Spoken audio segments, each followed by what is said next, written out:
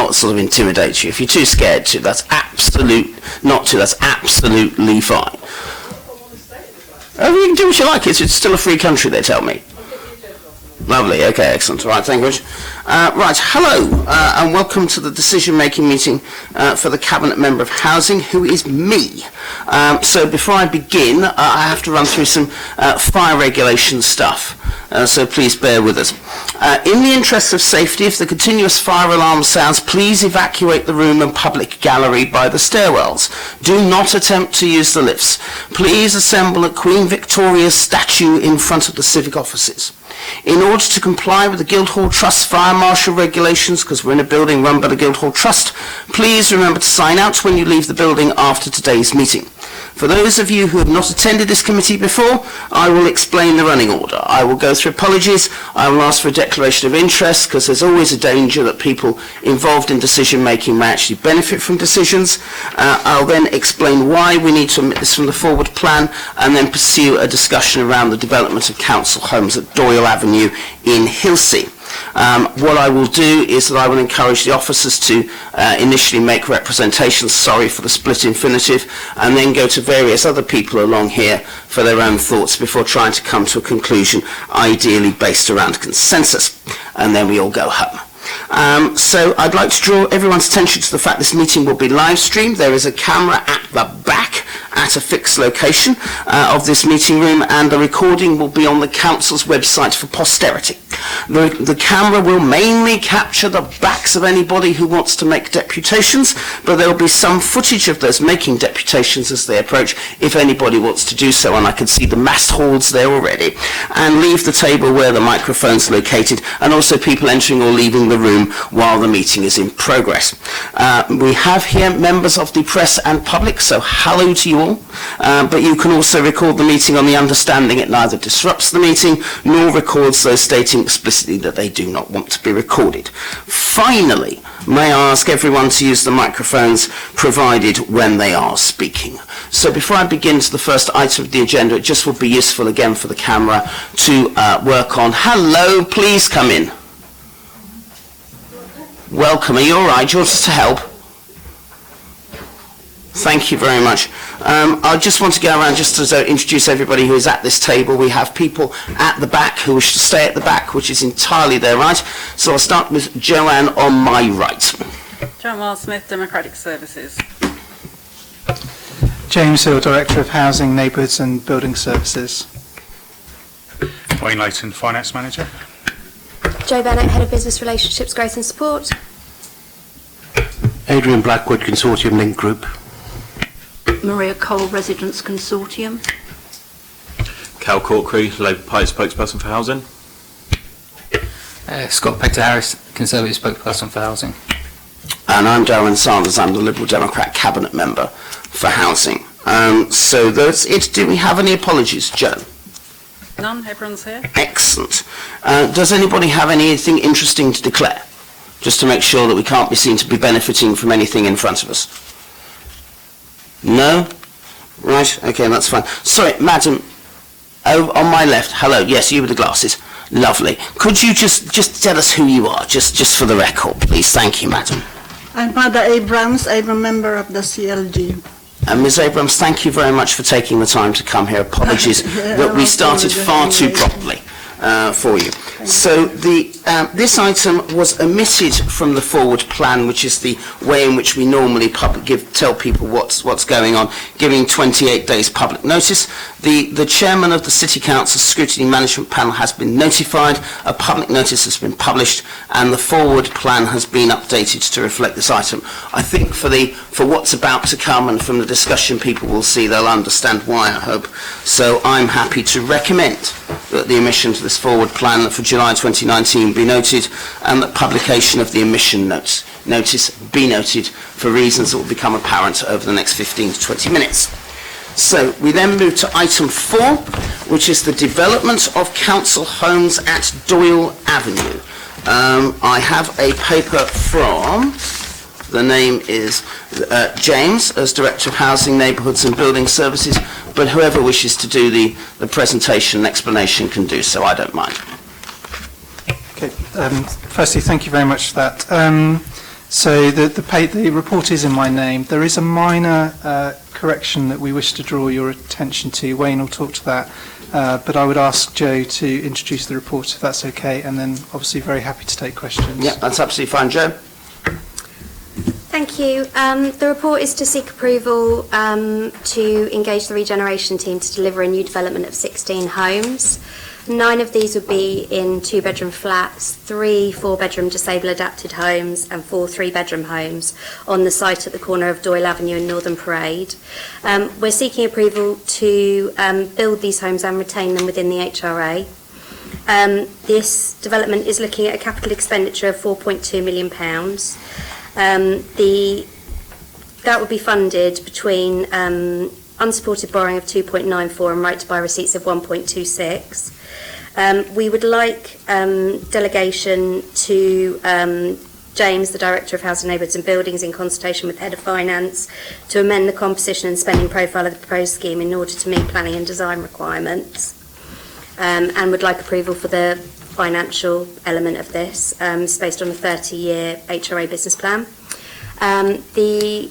We'd also like approval to start immediate consultation with relevant stakeholders to ensure the community are engaged and informed about this development. So the background to this site, the vacant site that this is coming onto was previously the site of the Adult Social Care Day Centre, and was demolished in 2011 to make way for the Maritime House development.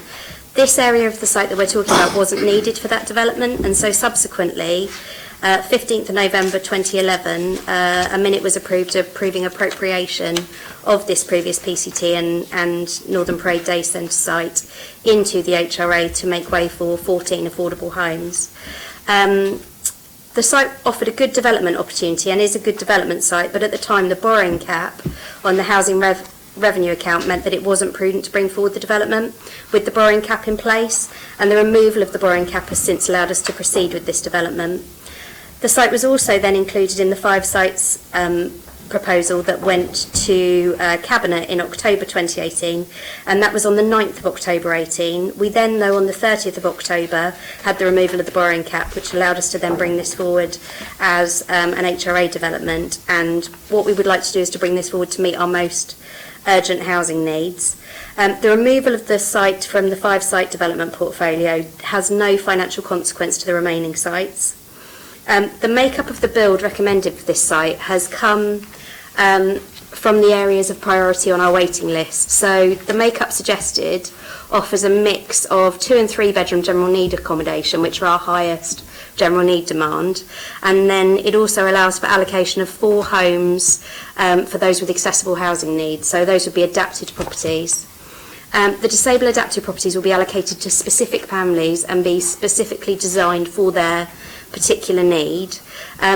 It's a reality that people with an adapted need can face a long wait on our waiting list, as there are limited properties available within the city to meet those needs. Those properties are then also exempt for right to buy.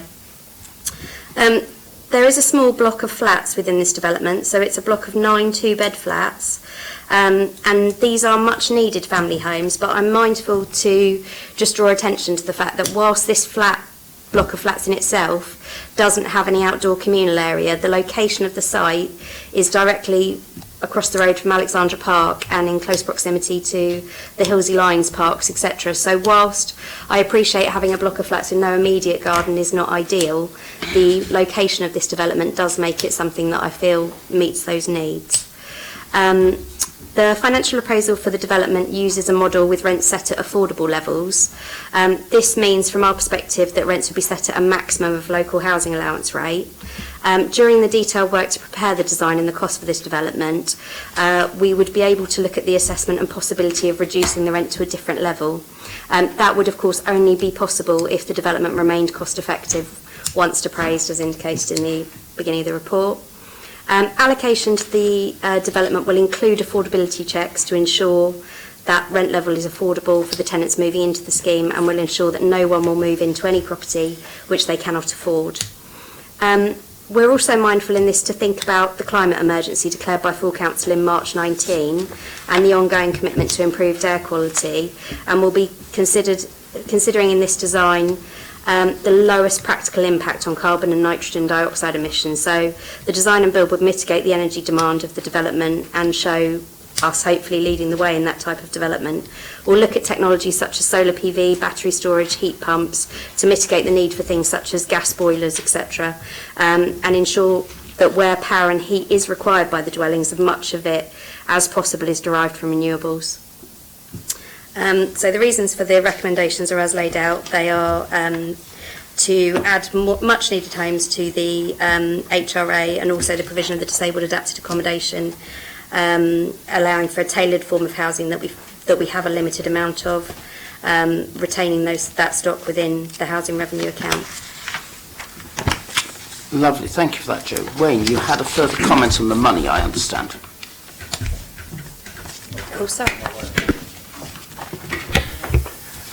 So in section 7.1, there's a table, and I think there's some version control issues here where throughout the report we refer to the cost of the bill being 4.2. In that table it says it's 3.8, so that's incorrect. So basically the cost is 4.2 million. 2.94 will be provided by unsupported borrowing and 1.26 in right to buy receipts. So as I say, right the way through the report it's correct, except in that table. It also, from a finance perspective, because we're borrowing 2.94 to build this, we have to do it prudentially, so it has to be affordable and sustainable, which is why the report says we've got a viable scheme if we rent this at an affordable rent capped at the local housing allowance rate. But if, as we go through the development, we're able to make it cheaper, we are able to then flex the rent somewhere between social and affordable. So what the report says at the moment is we cannot do it at this rate at 100% social. We can definitely do it at 100% affordable. Where we'll end up when the development is completed is somewhere between the two. Thank you for that, Wayne. Joe, can I suggest that those comments are added to the record of the meeting? Just to confirm that. So that the unsupported borrowing with £2.94 million with £1.26 million in terms of right to buy receipts, and that's amending the table on page 8. Okay. Officers, is there anything else you wish to say about this? No? Right, I'll move to stakeholder colleagues, starting, if I may start with Mrs. Abrams and then work all the way up. So Mrs. Abrams, please, your thoughts, if any.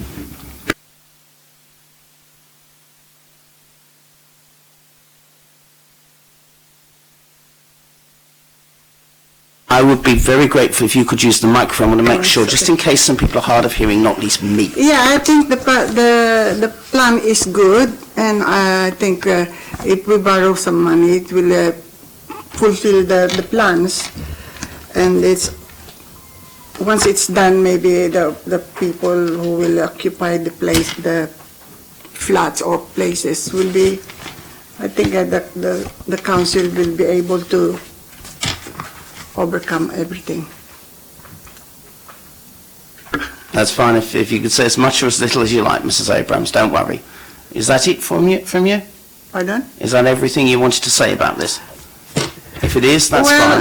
If not, it's fine. Because all the plans here were all agreeable, and I think it will do good for the community, for the Portsmouth City Council and the community.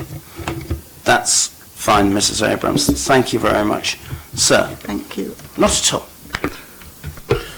Yeah, I'm very pleased to see that these disabled homes are going up.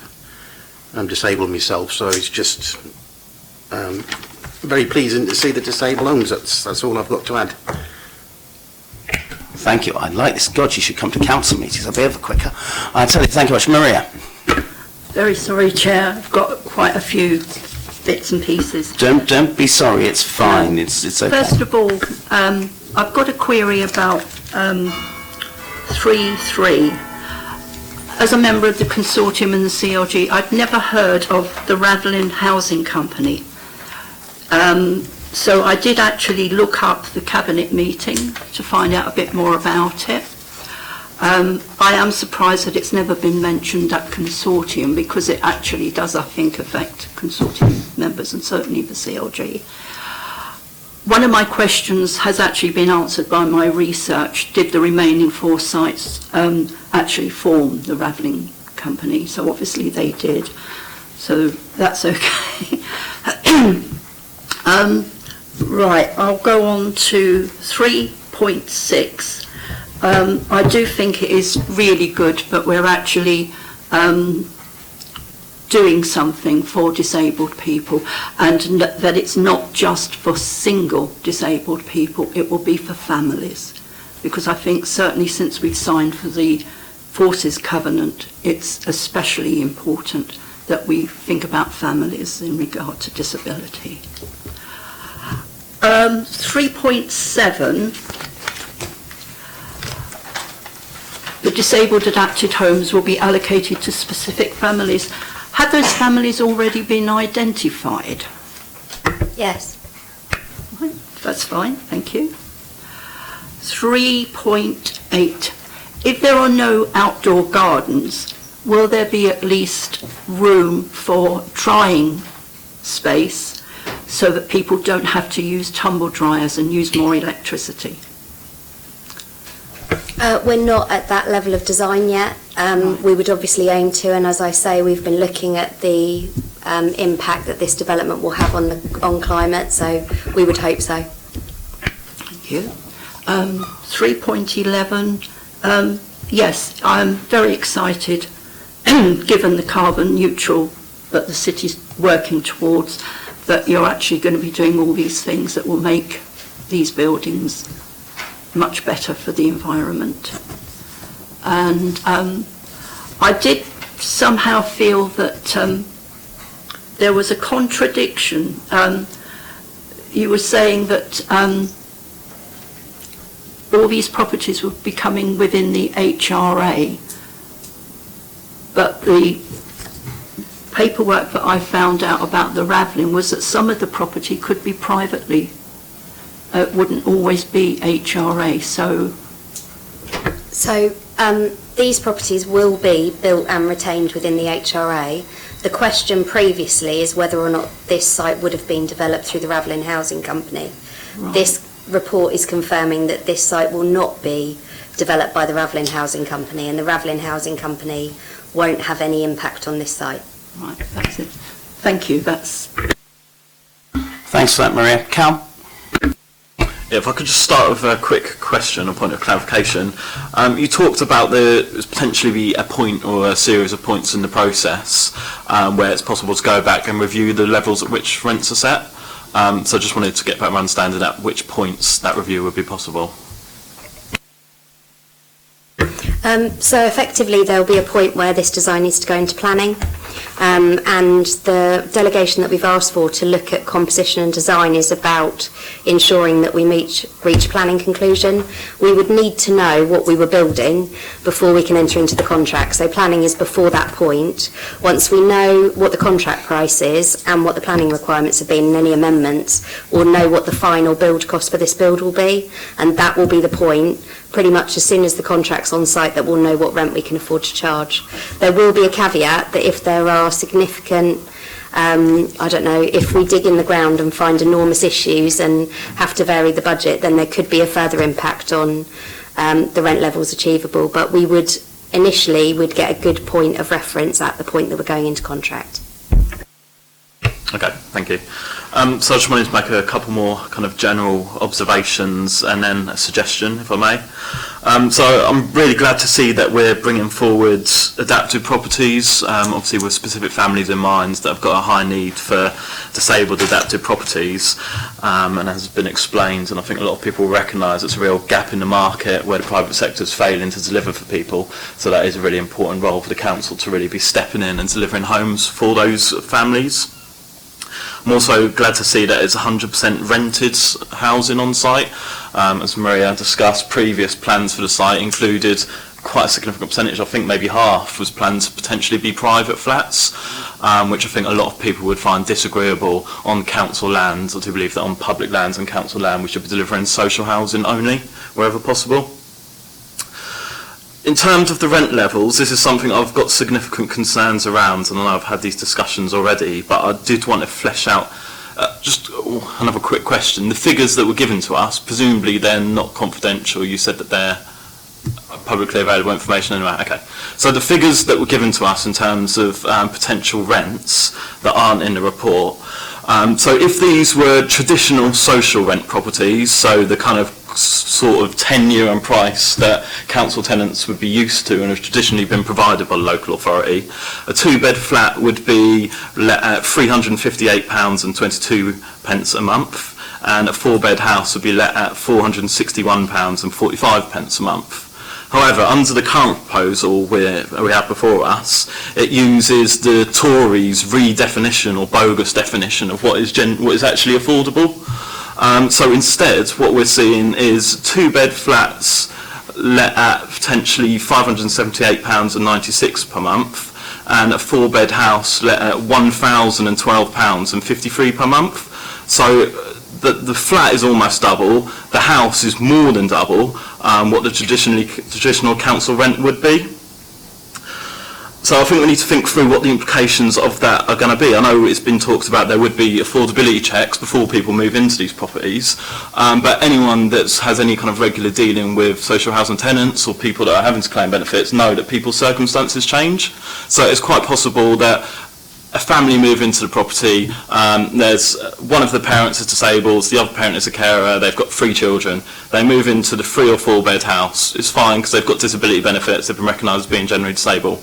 A couple of months after moving in, they have their disability benefits reviewed, and the DWP, being the DWP, takes them away. All of a sudden, their household income has decreased massively, they're now subject to the benefit cap, and there's a massive shortfall in their rent, which not only puts the family at severe hardship, also puts them at risk of homelessness, lands a massive problem on the local authority's lap. So that's, I think, something quite important that we need to be considering going forward. And it has to be remarked that other local authorities seem to have found a way, since the housing revenue cap, borrowing cap has been removed, to provide significant levels of housing at social rents.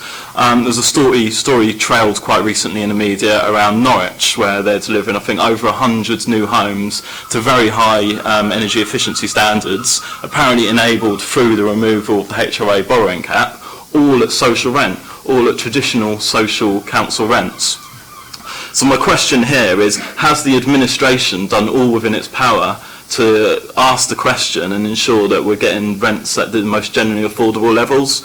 And I'm not convinced that is the case at the moment. So what I would like to do is suggest an amendment to the report, if I may. I know it's not technically within my remit, but I'm sure the Cabinet Member for Housing will allow me to put something on the table, is that instead of delegating power for officers to review the rents potentially at some point during the construction process, that we actually bring that decision back to a Cabinet Member for Housing meeting, not because I don't trust the officers, I'm sure they would make very wise decisions on that, but I think there's a significant level of public interest in this, and the decision shouldn't be taken behind closed doors. It should be something that's discussed and debated in a public meeting. Thank you for that, Cal. The way I like to work is to get everybody involved rather than respond to each individual points, because then that gets us a fair balance going forwards. But I have noted that and all the other points you make, and I may return to that. Now, Scott, just in the interest of openness and transparency, this is in your ward, so you may wish to talk as a portfolio holder or a ward councillor or anything. I'll probably talk as both, to be honest, Aaron, so thank you for that. I'm not going to get into the politics of it. I'm just going to talk about the purpose of the report, because that's why we're here, effectively. So on 2.13, it's probably a question for yourself, James. It says about in consultation with the Head of Finance on Section 151 officer to amend the composition and the spending profile. Can you just clarify what the composition actually covers? Does that cover the actual build, or does that cover the materials? Because obviously composition could be used in 3 or 4 different ways. So the composition is we need to make sure that the properties that we've got on that site actually fit on the site, which will come through in the detailed design. So what we're looking at is, as you look at family number 1, 2 and 3 for those large 4 beds, depending on the size of the adaptations needed, will just depend on the size of the properties actually needed. So what we could find is that we don't actually have enough room for everything on the site. So the development could change, Joe, is that what you're telling me? It could change, but only down. Okay, can't go any higher up? No. Okay, that's fine. That's great. Anyway, I'm going to just run through this, going to go through point by point. Sorry, can I just stand as well? Of The course you reason can, why the section 151 officer is on there is that if that composition changes, we still have to bring it back to make sure it's viable so we can use borrowing. Absolutely, yeah, no, it's for the potential borrowing, I know that. 3.3 is about the Ravelin housing. I wasn't going to bring this up until Maria actually mentioned it, because I think you make a really good point on Ravelin about the fact that nobody knows what it's doing, and it's one of my key bugbears, to be honest, that it's there, has 4 sites now, and apparently this was going to be for 58 one-bedroom homes, and I'm really grateful that it's within the HRE now, because it's actually been looked at in a correct manner. So I think that's something for yourself to bring back to us, Darren, and give us some more information on Ravelin. I think it would be wise for this committee especially, myself and Cal, to actually have a look at those numbers. And I can only really say thank you to the guys on the other side of the table for keeping me informed on this development, especially James and Joe. So I'm going to move on to 3.7. Disabled adapted homes. And this is probably a question for yourself, Joe. How much does it cost currently to adapt a home? It's a bit of a, I'm not avoiding the question, it's a bit of a how long is a piece of string. Okay. So, Give me an average. Well, so if what you were looking at, for example, was, say, a shower, grab rails, then you'd be looking at below £5,000. If you were looking, though, at the level of adaptation we're talking about here, Whole home. yeah, and we're talking about the capacity for people to cook, to be an active participant in their home, and the benefit of a new build disabled adapted home is that it incorporates the life of that individual throughout the property. Unfortunately, sometimes we aren't able to do that because we're adapting a home that someone currently lives in. So a disabled adapted home is great in that someone can access all parts of the home, they can be an active member of that household, they should be able to get around the whole house and actively either parent or live within the home. Okay, it's just a point on the cost, because obviously adapting a home that's already built is going to cost significantly more than building a new one. Is that what you'd probably say to me? What I would say to you is that I can't say that, because what you do when you adapt an existing home is that you do the best that you can within the confines of a building that's already there. So what you may find is that the same family would end up with just an adapted extension. It doesn't meet the needs that the family actually A need. disabled home that's built for that disabled person will meet the home and will be designed to meet the whole life of that person within that That's home. fine. I have to say this is the really, as the ward councillor and as the opposition spokesperson, I feel quite positive about this use for the site. You know, and it's something that me and Darren have spoken about previously when I had concerns about 58 one-bedroom homes being built, and I had residents emailing me, phoning me, petitioning me constantly. So I want to say thank you to Darren and thank you to yourselves over there for actually looking into that. The 9-bedroom flats, I did mention previously about assisted living. Is that an option for that, or for an elderly generation, because it would fit quite well within the locality of the Coronation Home site? We haven't specifically looked at the end use. What I would say to you is that this site composition has come from the waiting list, and at the moment 2 and 3 bedroom homes are in significant demand. Obviously everybody here will know how long the life of the development is, and so what we may find is that by the time this development comes to be allocated, the highest demand may be for 2 bedroom adapted need. It's unlikely though, and these are 2 bedroom property. Most of our accommodation for older people would be a 1 bedroom property. Yeah. So by them being 2 bed, I think it's most likely that these would be for general needs families. I say that because I have the sensitivities of Maritime House next door. Of course. So, you know, it's on that site as well, and that is a site that is constantly in flux as well, with people obviously seeing some of their family members in the end of their lives. So I'm very conscious of those sensitivities, and I think it was something that we should obviously talk about and make a note of. What else have I got? I've got another one. Oh, that's it really. That's all I've got. But I like this much more than I like the original Ravelin idea, and I think residents will buy into this a lot more than they would have bought into 58 bedroom properties and being on a mixed tenure. So I think this is a much better use of the site. And also, you made note earlier of the amenities around the area. We've got lots of local parks. You've got Park at Mount Centre. You've got one down at Spinnaker Drive. You've got the Alexandra Park site. If you go the other way, you can go to Gatcombe Park as well. So there are a lot of amenities in the local area. Thank you for that, Scott. After that bell's now chimed. If I may, colleagues, I will ask a few questions as well, if that's okay. Firstly, I want to pick up some of the points, the questions that Cal raised. Firstly, with Ravelin House, I'd be delighted to recirculate the published Cabinet report on Ravelin Housing. You've read it? I need more information on that. Okay. If colleagues would be happy to almost let me know, and then we can see what we can do. My knowledge of Ravelin is this is something that was building up under the previous administration, and if there was secrecy around that, I'm disappointed because we have to be as open as possible, and I'd be delighted to do that. Darren, it's more to the point that, sorry to interrupt, it wasn't the fact that it was more formed under the previous administration. I think you guys have actually moved on with it. Okay. So we are not sure about where it's going. Okay, that's fine. It's more about we know it's there, what's the destination and who's driving the car. Okay, well, considering it can't drive, it won't be me. But I'm more than happy to open that up to colleagues, and I think we will have a discussion about that.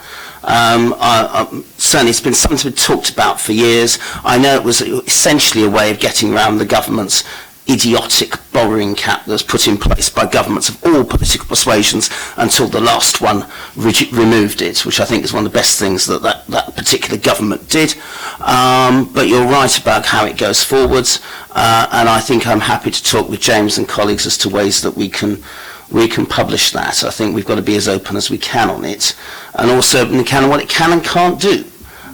Because there's certainly been legal opinion on what it can and what it can't do, and whether we publish the full-on legal opinion, I've got no idea. But I think there's no harm in being as open as possible, obviously within the confines of commercial confidentiality, and I'll discuss that with James when I see him in the morning, if that's all right, all 5 colleagues, because I think there's no harm in that.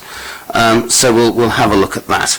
Thank you for that, Scott. I just wanted to pick up some of Cal's points and just ask a few questions about it. Cal mentioned a whole raft of social rent levels. Are the figures he's talking about rent levels that factor in the Tory 1% cut in rents that has existed over the last few years? Does anyone know? Because I think they do. In other words, they are the current social rent levels. They're a current local housing allowance. So the current rent, the social rent levels, yes? Okay, because HA rate, not social rent. Okay, so the lower figures Cal talked about are essentially the social rent levels that would currently exist. That is correct. So those would be the formula grant. That would be the formula. Okay. Sorry, this sounds a fairly archaic point for those watching on the television. It's just over the last few years the government has chosen to reduce social rents by 1% each year, when every council of every political party would want to put it up by what the government is now proposing, which is the retail price index plus 1%. So therefore the actual rents that councils would have charged, social rent, Cal, that they would have charged, would be a bit higher, I think, than those figures you were talking about. I don't think that negates some of the things you were saying, but it just makes the gap a bit wider than I think it should be.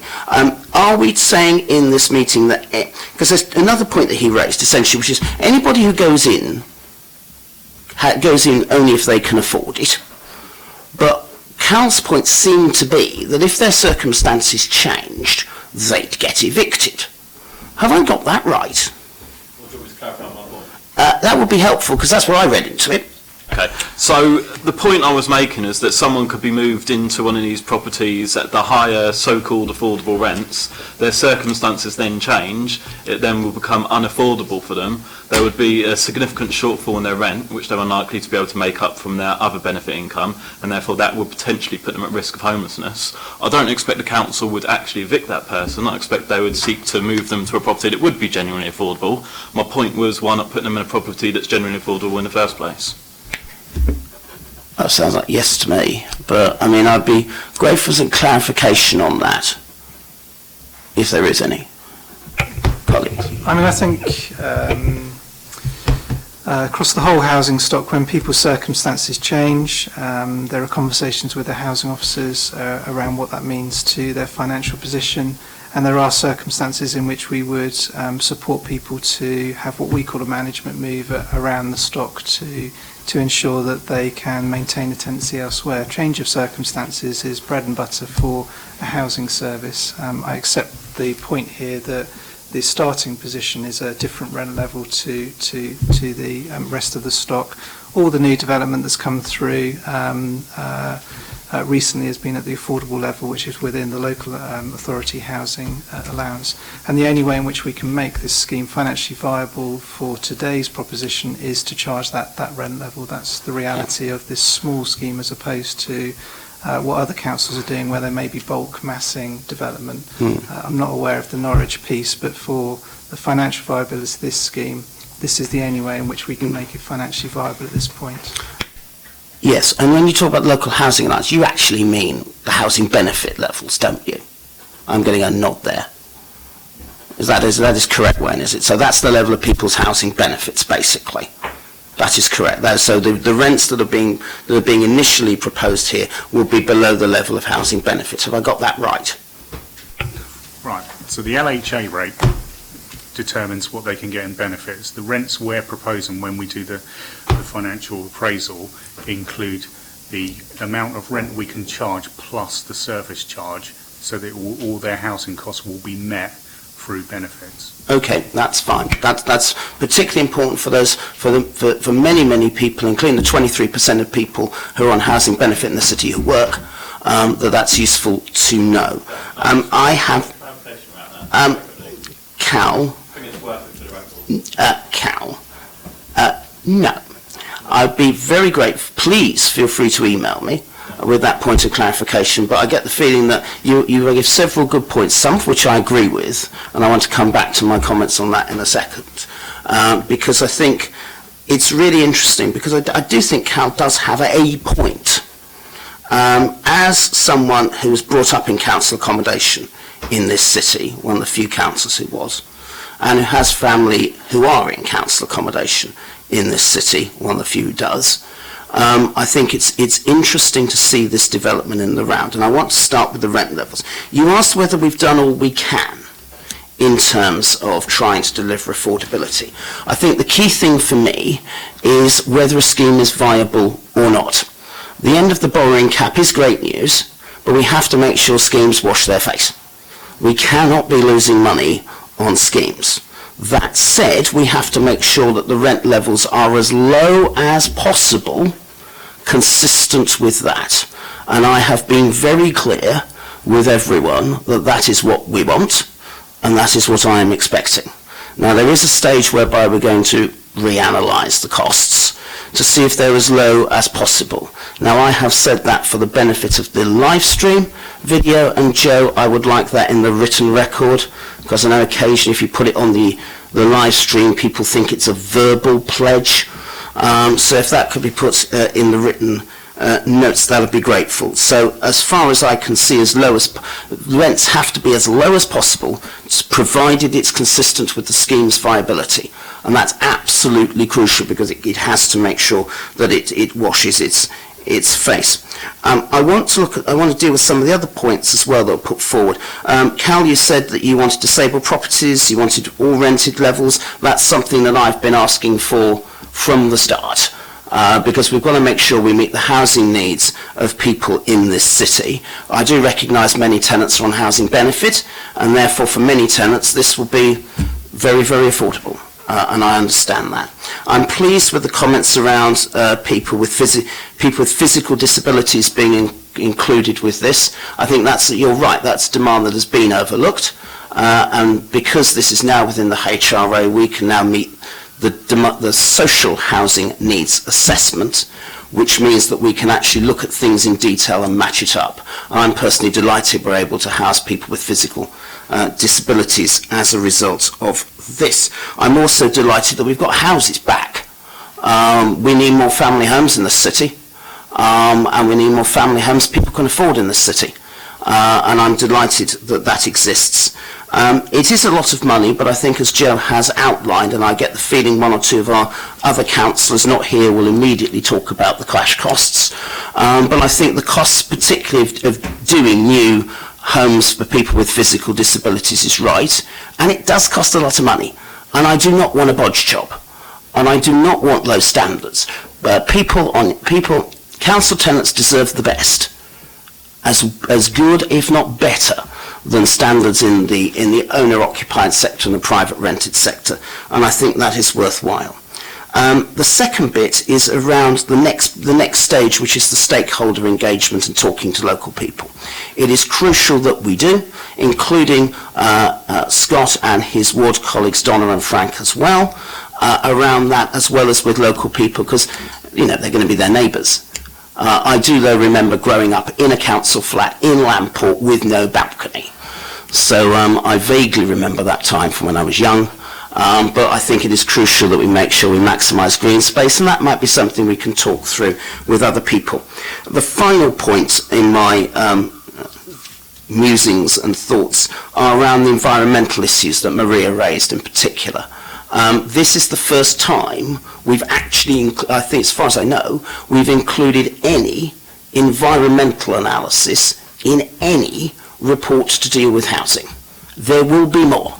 Because certainly I've argued for issues around ecological audits and environmental impact assessments. We know they're going to be difficult, we know they take time, but the first time the environmental impact is assessed, and in every development we do, we've got to do that. We have chosen to put ourselves into a climate emergency. Cal, Scott and I have voted for it. And so we've got to make sure that we minimise the impact in the future. And that's what we will continue to do. So with the written note, not necessarily in the recommendations, but in the written note, that any rent levels would be as affordable as possible, or as low as possible, consistent with ensuring the scheme is viable. I'm happy to take this forwards and build more council homes in our city. Yes.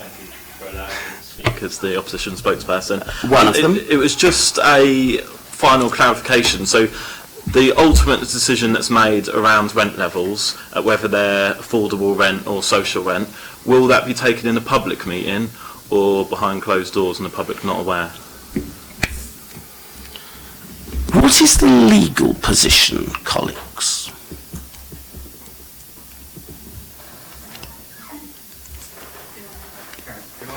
Because, I mean, there seems to be a whole raft of steps that need to be gone through here, especially if we're going through planning. The only thing I will say, because I don't know the legal position where the decision could be taken, but the only thing I do know is that whatever we do, in order to use prudential borrowing, we have to have a viable scheme, and that will determine the rent level. We won't be able to borrow the money and do it 100% social if we can't repay our borrowing or service our borrowing. That's the only thing I know. Where the decision gets taken, I must admit I'm not sure. We can come back and clarify that.